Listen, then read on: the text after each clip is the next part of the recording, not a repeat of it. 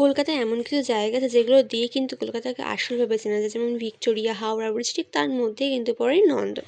ঢুকে একটা জিনিস দেখলাম, দেখো ক্যাথিড্রাল আর 42 কি সুন্দর পাশাপাশি। তো এই নন্দন জিনিসটা, একটা নামই সিনেমা হল ঠিকই, কিন্তু কলকাতার নাম কালচারের সঙ্গে কিন্তু ভীষণভাবে জড়িয়ে আছে। এই নন্দনের লোগোটা প্লাস নন্দন, এই জিনিসটা পুরোটাই কিন্তু সত্যজিৎ রায়ের হাত ধরে স্থাপিত হয়েছে।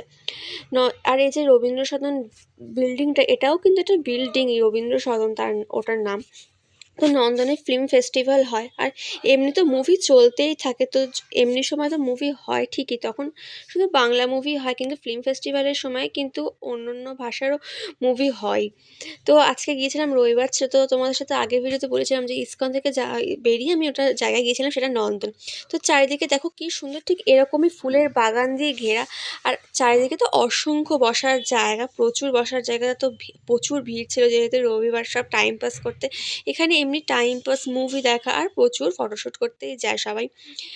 আর নন্দনের ভেতরে একটা আর্ট গ্যালারি আছে, সেটাও কিন্তু জাস্ট দারুণ। তো আমি আর সেদিন আর্ট গ্যালারিতে যাইনি, জাস্ট বাইরেটা ঘুরে আমি চলে এসেছিলাম।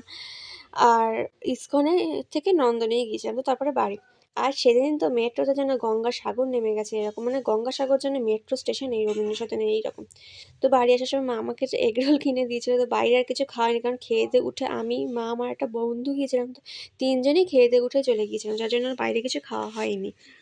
তো কারা কারা নন্দনে গিয়েছো আর এখনও যাওনি, কমেন্ট করে জানিও। আর আমার ভিডিওটা কেমন লাগলো সেটা অবশ্যই কমেন্ট করে জানিও। তো চলো, দেখা যায় তোমার সাথে একটা নেক্সট ভিডিওতে। টাটা।